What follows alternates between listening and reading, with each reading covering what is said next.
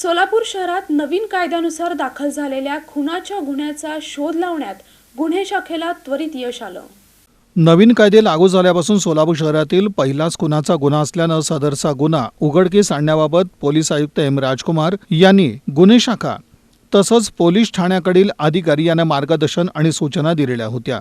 गुन्हे शाखेकडील 3 पथकं गुन्ह्यातील अज्ञात आरोपीचा शोध घेत असताना प्राप्त तांत्रिक पुराव्याचं विश्लेषण तसंच गोपनीय माहितीच्या आधारे नागेश अण्णाराव चिक्काळे यास ताब्यात घेण्यात आलं। पोलीस उपनिरीक्षक अल्फाज शेख आणि त्यांच्या तपास पथकानं त्याला ताब्यात घेतलं। त्यानंतर त्याच्याकडं सहाय्यक पोलीस निरीक्षक संजय क्षीरसागर यांनी अधिक तपास केला असता त्यानं विनायक कामन्ना हक्के याच्यासोबत दारू पिल्यानंतर झालेल्या भांडणातून त्याचा डोक्यात दगड घालून खून केला असल्याचं निष्पन्न झालं।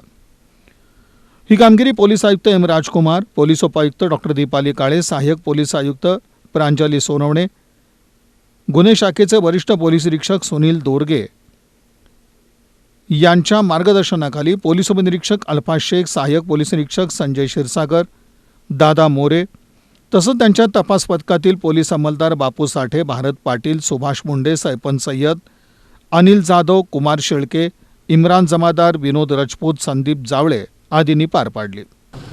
9:20 वाजता सुमारास विजापूर नाका पोलीस ठाण्यात माहिती मिळालं होतं। एक अनोळखी इसमाचा मृतदेह आढळून आला म्हणून ते पोलीस पार्टी तिथं पोहोचलं आणि ते चौकशी करताना जे मयत इसम आहे ते विनायक कामन्ना हक्के वय 26 वर्ष, मुक्काम पोस्ट जामगाव, तालुका मोहोळ यांच्या आहे म्हणून।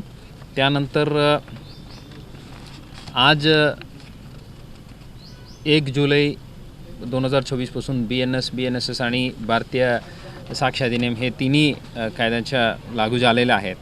सो BNSS अंतर्गत जे दिलेले प्रोसिजर्स आहेत ते सर्व पालन करून ठाणेदार श्री दादा गायकवाड यांच्या नेतृत्वाखाली सर्व अधिकारी अंमलदार आणि DCP ACP यांच्या नेतृत्वाखाली देखरेखीमध्ये ते BNSSच्या दिलेले सर्व प्रोसिजर्स पालन करून हे मर्डर केस जे आहेत ते भारतीय न्याय संहिता कलम 103(1) अंतर्गत दाखल करण्यात आलेले आहेत।